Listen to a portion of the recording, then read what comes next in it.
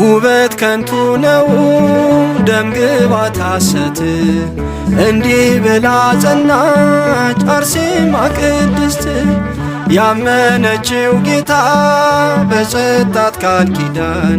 ልዩ እናት ሆናለች ትውልዱን በማዳን አርሴማ ቅድስት ቅድስት ወሰማዕት